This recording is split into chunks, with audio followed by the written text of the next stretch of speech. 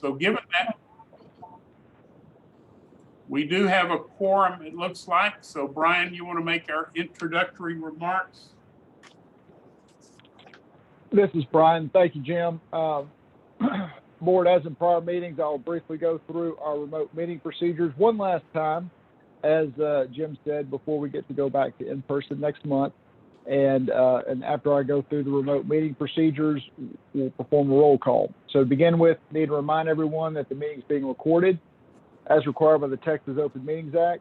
Second, please remember to state your name before you speak, including the making of any motions. When you're not speaking, please be sure to mute your line. Third, we'll continue the practice of having a roll call to vote on each motion.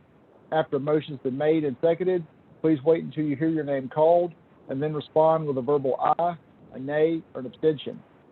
Finally, we need to identify each person who's joining the meeting remotely today so that we can accurately reflect the attendance in the minutes of the meeting. I'll perform a roll call for the board members, followed by staff and consultants. When you hear your name or your company called, please respond by indicating that you're present in the meeting. Likewise, if you need to leave the meeting before it adjourns, please announce that you're doing so before you disconnect.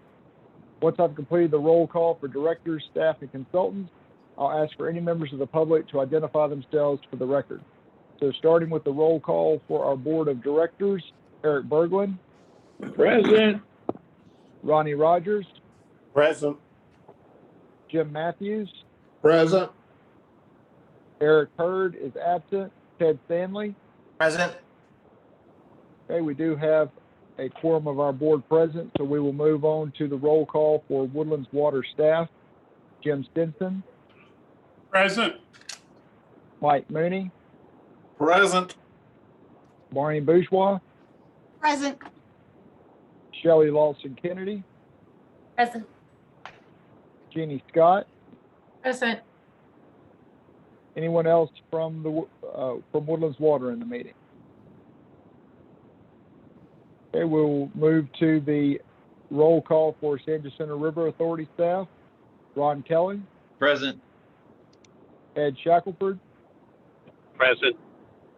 Chris Meeks. Present. Anyone else from the River Authority in the meeting? No, sir.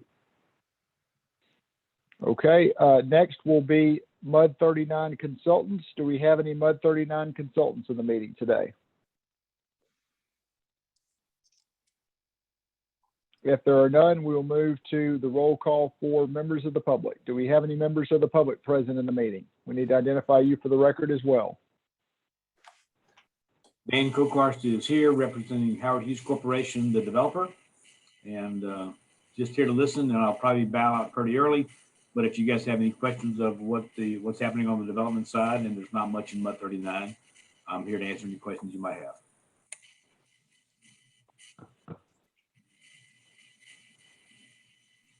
Okay, thank you, Dan.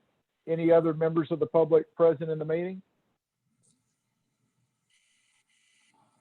Maureen, does that appear to be all the folks who are logged into the meeting? It does. Okay, that'll complete the roll call. Jim, I'll hand it over to you to begin the agenda. Thank you. Thank you very much.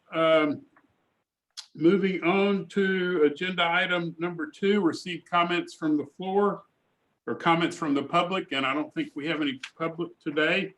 So agenda item number 3, consider an act on request for adjustments. Mike or Jeannie, do we have any?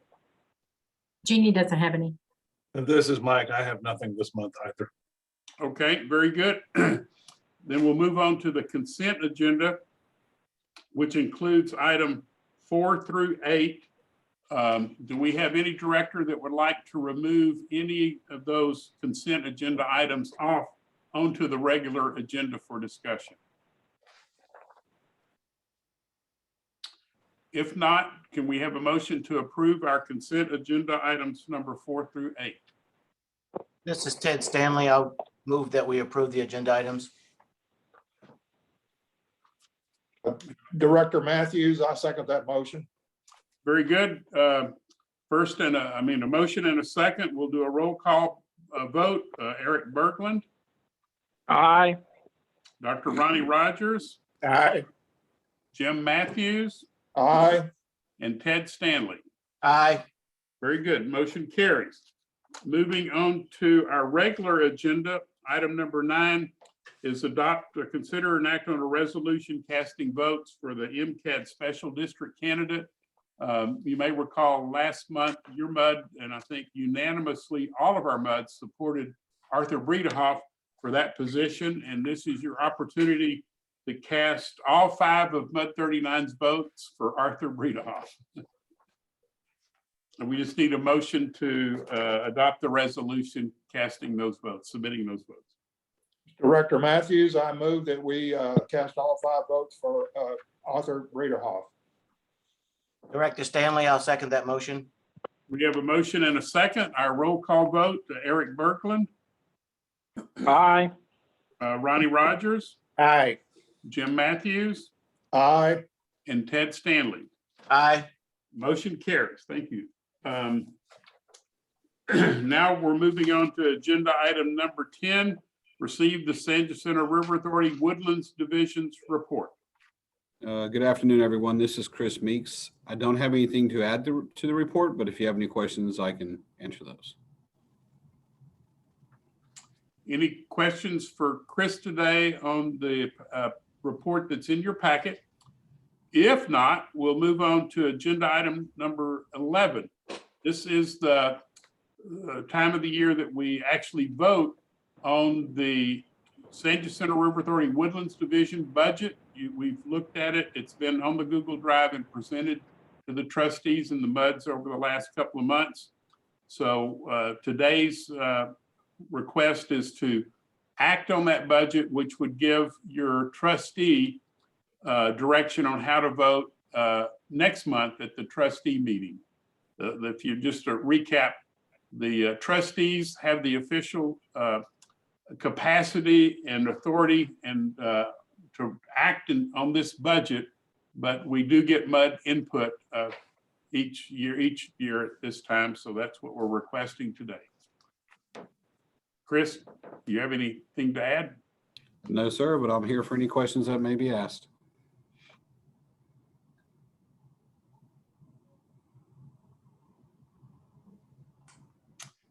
If we have none, then I would ask for a motion on the fiscal year 21-22 SCRA Woodlands Division budget. Director Matthews, I move that we approve that budget as presented for the 2021 term. Director Berglund, I'll second that motion. Very good. We have a motion and a second. Roll call vote would be Eric Berglund. How do you vote? Aye. Dr. Ronnie Rogers, Aye. Jim Matthews, Aye. and Ted Stanley. Aye. Very good. Thank you. And now moving on to item 12, receive and act on information for retaining the Trinity River Authority water supply agreement. And Ed Shackelford, I think, is going to brief us on Actually, that. Jim, Ron Kelling's going to give the presentation. I'm in the car and can't drive and Okay. manipulate the slides and talk at the same time. Understood. Drive So, safe. Maureen, if you could give me, I'm gonna share my screen. It's ready for sharing. Okay, great, thank you.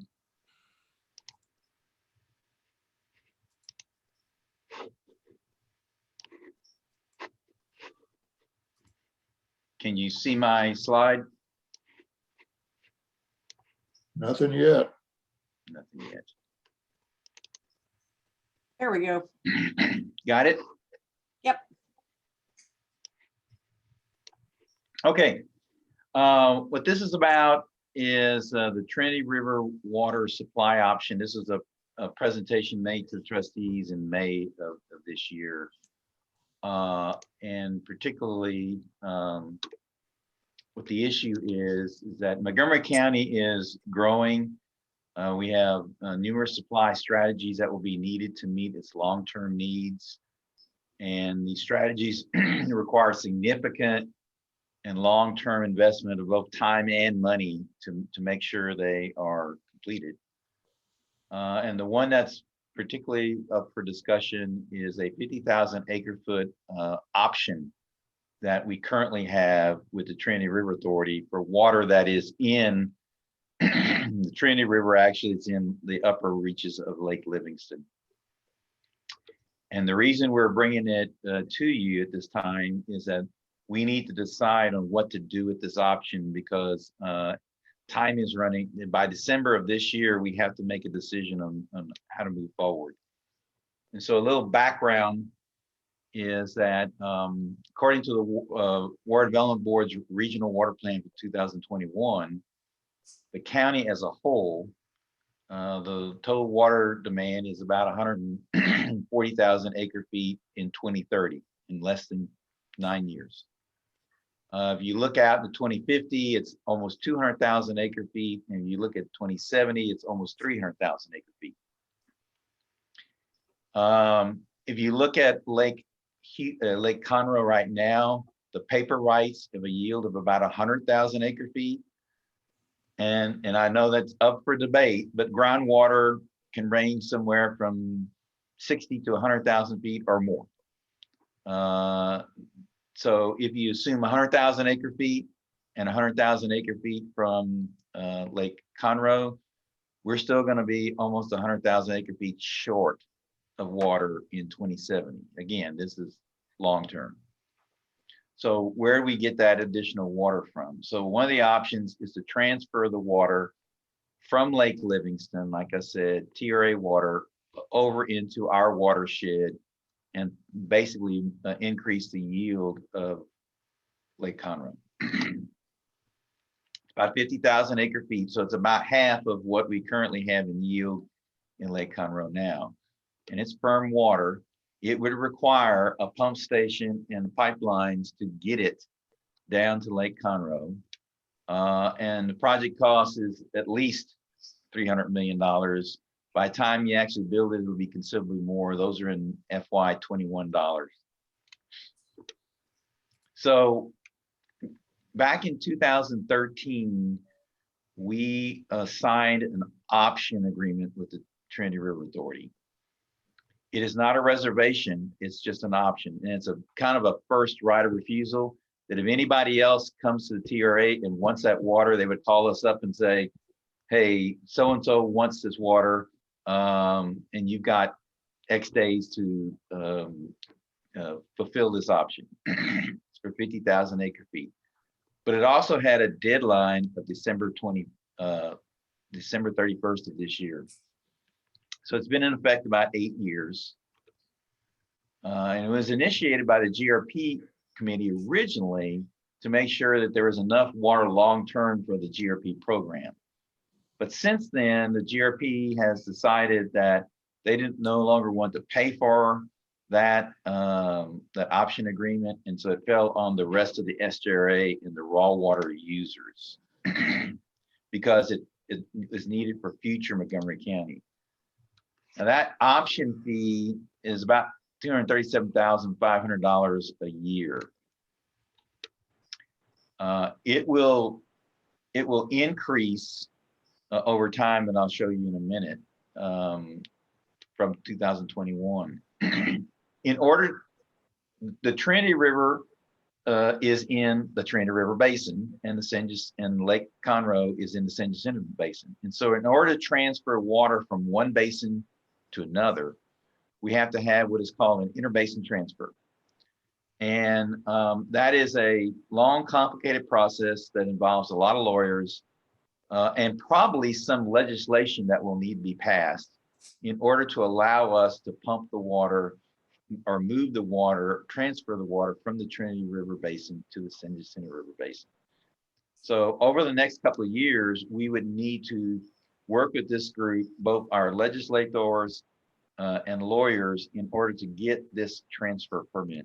We estimate that cost would be about $1 to $2 million.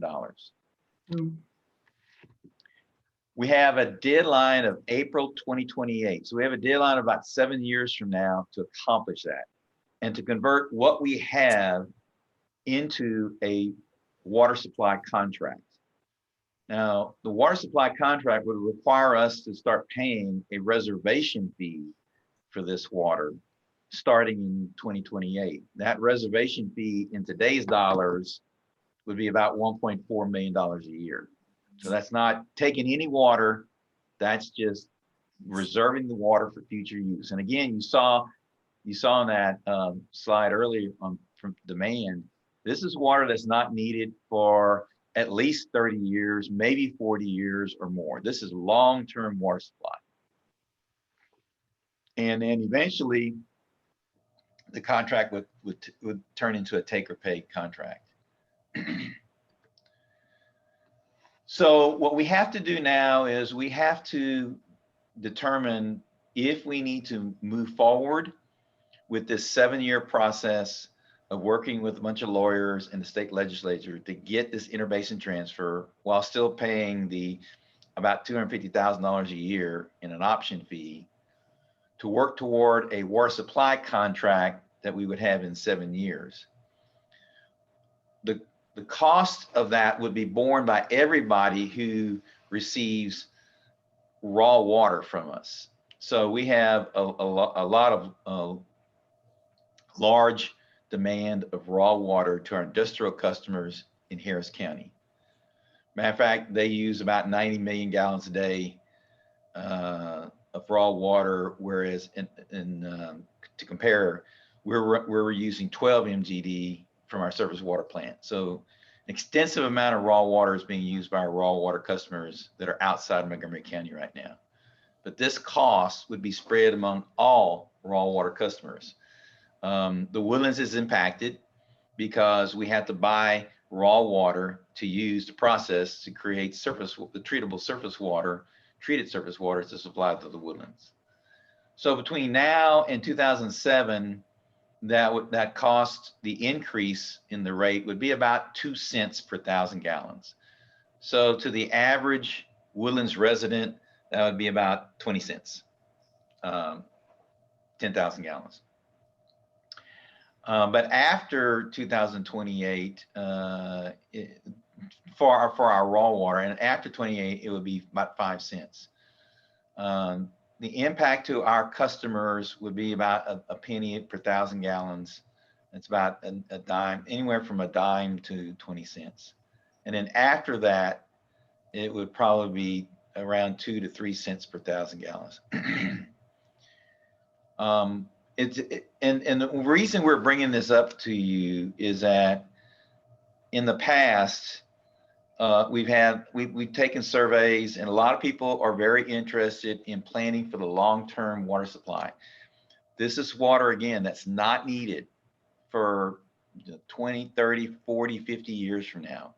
And we will have to pay for it to reserve it for that future use. That probably most of us won't be around to see that water being used. But we'll have to start paying for it, or we currently are paying for it now, but we'll have to pay more for it starting in 2028. So we made an initial presentation to our SJRA board in April. They had suggested that we obtain thoughts, comments from our customers, because this is going to impact our customers. Even though the contracts are with the SJRA, these costs would impact our customers. So we've been spending the last couple of months making presentations to our customers about this. And what we solicit is comments so we can take back to our board, either in writing or verbal, so that our board understands what our customers want. Do they want us to reserve this water, to work on keeping this water for the future use of Montgomery County and others, or give it up? And if we give it up, the city of Houston is waiting there, wanting it, because they are looking long-term and they see that they need water long-term. And if we give up this option, they will take it.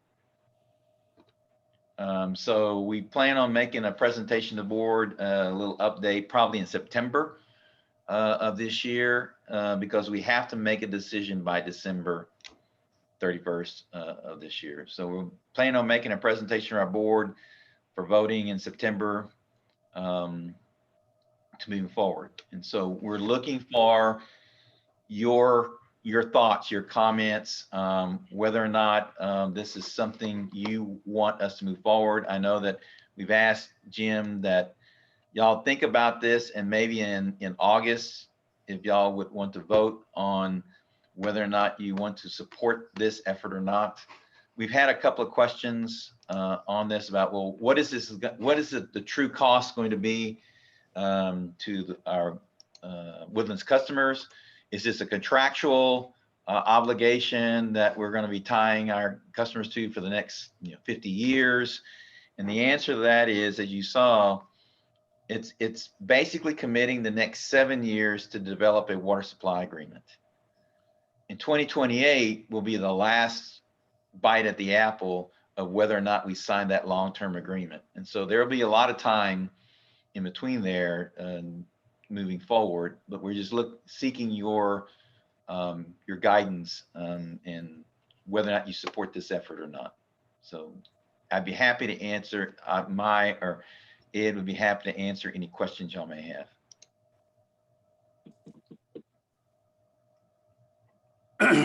And I would point out that a number of our MUDs have already gone ahead and made the decision today to act on this. The agenda item is written if you would like to act on it, and you can do so today if you want to carry it over to next month. But as Ron mentioned, the Sandy Center River Authority Board is requesting feedback from our MUDs, and the consensus has been that this is supported by our MUDs, and we don't want to give up any water that's currently under contract, because the need is probably going to be there, and it's going to get to be a lot more expensive and more difficult to get in the future if we do give it up.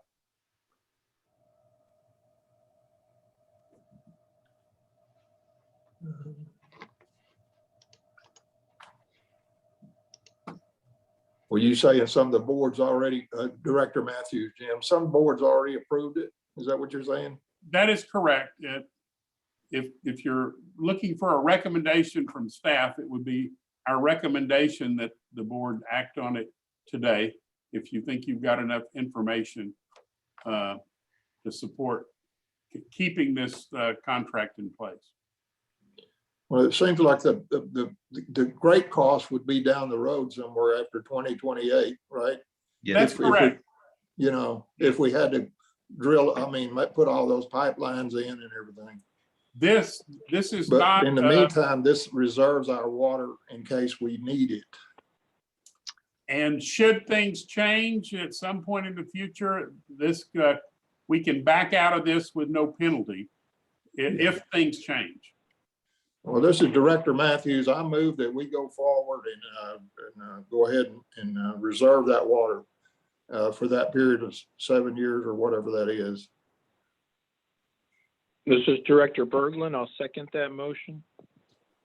Very good. We have a motion and a second. We'll have a roll call vote. Eric Berglund. Aye. Ronnie Rogers. Aye. Jim Matthews. Aye. And Ted Stanley. I'm going to abstain. And Ted, if you'd like any more information after looking at the PowerPoint, or have any information we can give you to help clarify any items, we're happy to do that. Thanks, and I appreciate that. And I'm only abstaining because I feel like I just lack knowledge, not because I disagree with anything that's been presented. There are several questions that I have before I would like to cast an affirmative vote. And feel free to reach out to me, and I'll make sure we get those questions addressed. Thanks. Jim, Yes. could I make a selfish plug for Follow the Water? Oh, heck yes. Yes. So, Mr. Stanley, to that point, we're having a riveting 2.5-hour workshop on, is it the 23rd, Shelley? Yes. Yeah, August the 23rd. That will. Correct. I will take water from Lake Conroe down through the plant into the Woodlands, and it explains the whole thing in detail. It's a lot of detail, it's a lot of information, but it might help if you're available. It might help you with that, and that's the 23rd at is it 6 o'clock, Shelley? I think it's at 6. Is that July 23rd? No, August. No, sir, August. August. August And- 23rd. Is it virtual or or in It's person? gonna be physical at our Woodlands division office. Perfect. And I want to make sure anybody else, if you didn't see the email, I'm pretty sure we sent one out.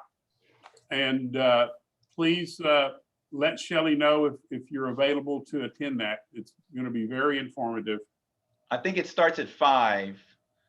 And then we'll have plenty of caffeine and sugar, and probably some That's right. some light snacks to help you through it.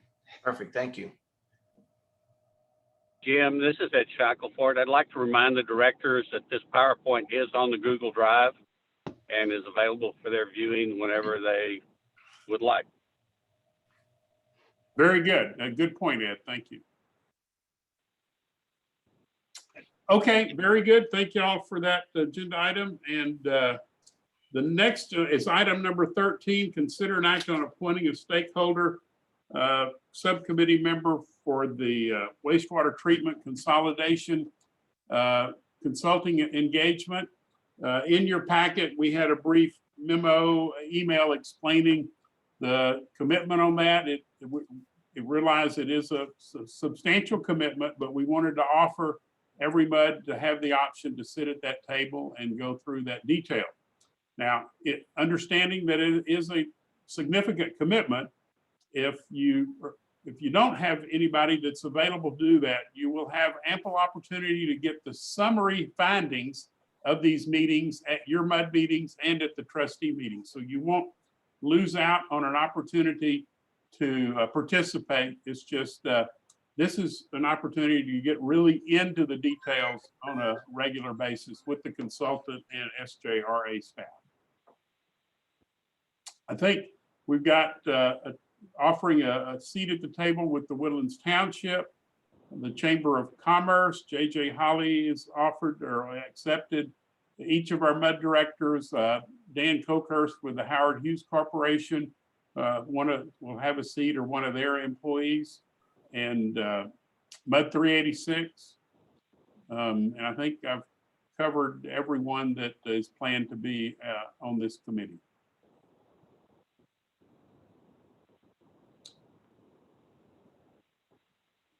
So I guess the question is there anyone that really wants to make this commitment today?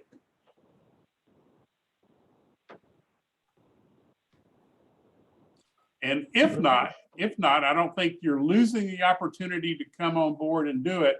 But if you come to the table later in the process, you're going to be coming in with a little bit of a disadvantage and going through the details. So we can't go back and re-educate, but should you find, based on information or change of position, that you want to come to the table on a regular basis later, you're certainly welcome to do that. So if there's no motion on this item, we'll go on to the next. Item number 14 is receive the attorney's report. This is Brian. Thank you, Jim. Board, the couple things that I've been mentioning regarding the attorney's report this month is, first, the governor has formally announced that he will be rescinding the proclamation that he issued at the beginning of COVID that suspended the in-person meeting requirements under the Texas Open Meetings Act, effective as of September the 1st. This should not affect MUD 39 or the Woodlands District, since y'all have decided to go back to in-person meetings next month. But for any political subdivisions that have not gone back to meeting in person by September 1st, they will be required by law to do so at that time. Also, we have on the Google Drive the legislative summary from the 21 session. As usual, it gives a general overview of the session, as well as bills of importance to the special purpose district industry that passed or did not pass.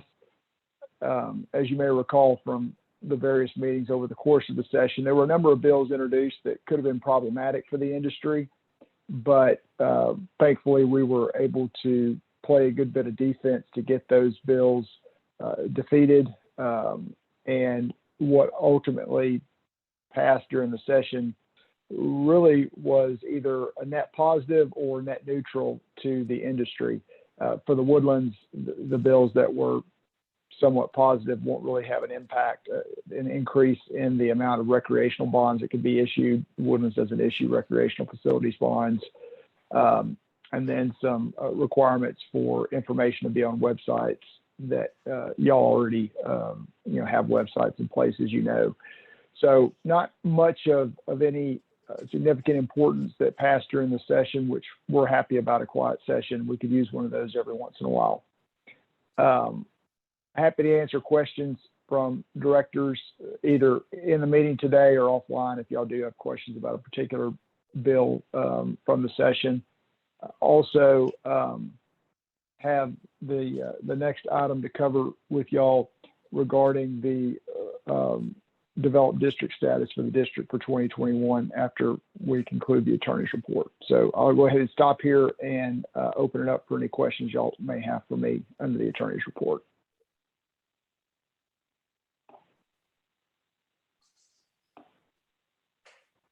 If there are none, go ahead and move to item number 14, the adoption of the resolution concerning developed district status for 2021. You may recall from last year that we had to begin adopting this resolution for 2020 as a result of Senate Bill 2 that was passed in the 2019 legislative session. That bill modified the rollback tax rate structure that had been in place for many, many years. It was part of the legislature's effort in the 2019 session to start limiting or continue limiting the amount of property tax burden that landowners in the state of Texas are required to pay each year. And what Senate Bill 2 did a lot of stuff, but what it did as far as rollback tax rates is it created a two-tier structure, technically a three-tier, but a low tax rate district doesn't apply for this district. So for purposes of this district, it created a two-tier structure, and you fell into one of the two tiers based on a metric of whether or not the district had constructed and financed all the facilities and sites necessary to serve 95% of your projected ultimate development.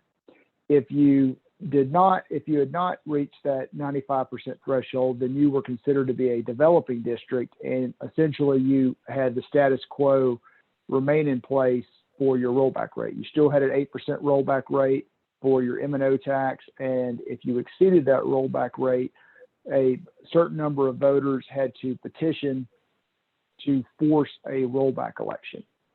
If you did cross the 95% threshold with your facilities, then you were now considered to be a developed district. And then your rollback rate was reduced from 8% down to 3.5%. And as important, if not more importantly, the requirement for a petition to force a rollback election was removed. So if you exceed that 3.5% increase in revenue, you're automatically subject to a rollback election. We talked a little bit about it last year, reiterate this year. With what we're seeing in the real estate market right now, it's not unlikely at all that districts could exceed that 3.5% rate due to increasing property values throughout the state and in the woodlands in particular.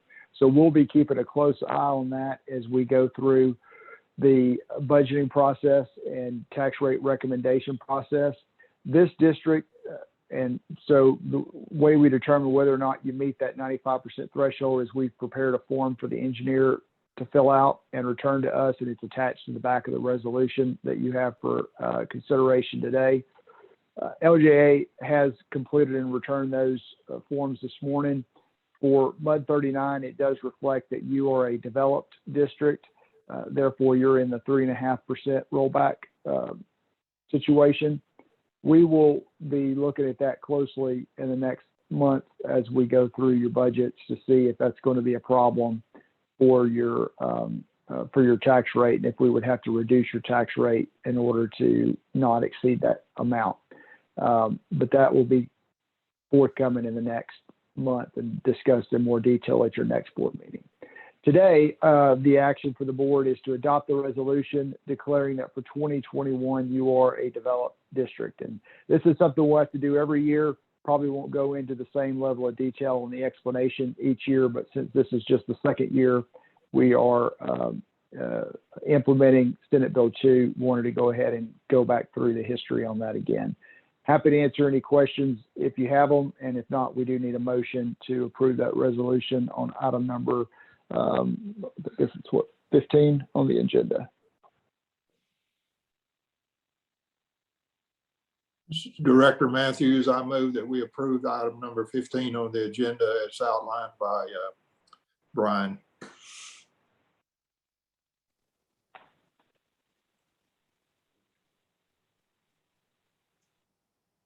Okay, we have a motion. Do we have a second? Hello, this is Director Berglund. I'll second that motion. Very good. Now we'll have our roll call vote.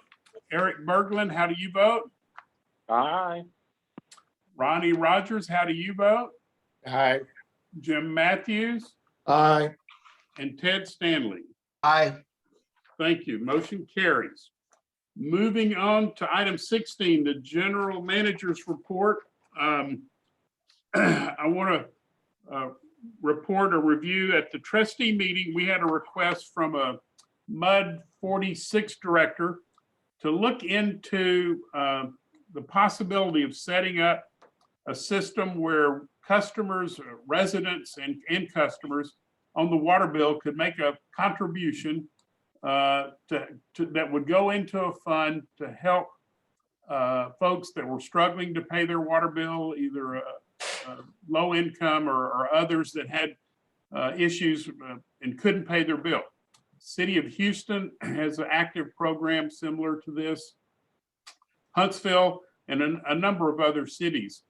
During the discussion at the trustee meeting, Brian offered that MUDs, in his opinion, MUDs would have a lot of difficulty doing that it's not expressly provided for in the water code. Cities operate under a different code and can do that sort of thing. But his opinion, it would be difficult for MUDs to do that. So we've kind of put a pause on that idea for now. I also reported I had a request to go back and review the 1970s Ian McCartan reports that were performed for George Mitchell back pre-development of the Woodlands. A lot of the information in those documents has to do with drainage, groundwater availability, which are kind of timely today. So at the request of a MUD 46 resident, we have posted this information on the Google Drive, and I'm recommending that our directors, if they haven't reviewed those documents, please do. There's some good information, kind of timely information in there. We also reported that we are, as I think we reported last month, we re-invoiced the 5 prime contractors that have been doing work in the Woodlands for TACUS for the damage to our water lines. And last week, TACUS actually paid in full one of those invoices for one of their prime contractors to about a tune of about $35,000. That particular contractor had cut off communication with us, and TACUS found some issues they were concerned about, so they paid that bill in full. We still have a little over $250,000 outstanding, but TACUS is applying some pressure to their other 4 prime contractors to try to settle this up with us. So we'll see how that plays out over the next couple of weeks. I did report HARC has finished their analysis of where subsidence monitoring stations would go in Montgomery County, what their recommendation is on the Science Advisory Committee, where those should be placed, and that document is available to the public, and we'll be using that as we try to encourage the community to do more subsidence monitoring. We also talked about the two neighborhoods where AMI poles are causing some concern with residents. Just as a reminder, one of those locations is around Slash Pine at Water Plant 1. The other is around Kirkendall at Woodlands Parkway near, it's a water well, SJRA water well 37 and 38 site. I presented some options to the trustees on relocation cost. Brian Yates revealed that his legal opinion was that cost should be borne by the individual MUD where the pole sits that is going to be relocated. The trustees had some discussion about that, and at the request of Scott Haynes, who was filling in for his MUD 36, I'm going to provide some cost scenarios where if that were shared, what that would look like at the next meeting. We're also still trying to get ourselves in the best position to take advantage of any funding that might come out of the American Jobs Plan or the Biden Infrastructure Plan. We had a meeting with Congressman Brady's district director, went very well. He has sent the message to the Washington staff that we are pursuing getting in a good position for this. We have got what I call a short list of consultants and lobbyists that we're looking at. So we'll be, again, continuing to try to put ourselves in the best position to take advantage of any money that might be available through that program. And that concludes my report and available for any questions you may have. Hearing none, item number 17 is the trustees report. That summary of that meeting is in your packet. If you have any questions about items I didn't cover, please let me know. And if not, item 18, discuss any matters for placement on a future agenda. And if we have none, I would say 12:45, meeting adjourned. Thank you, Jim. Thank you. Have a good day. Thanks, everybody. Thank you. Have a good week, everybody. Thank you, everyone. Have a good day. Bye, Maureen. Bye, Jim. See you next month. So you betcha. See you in person. Yep. All right. Have a good one. You too.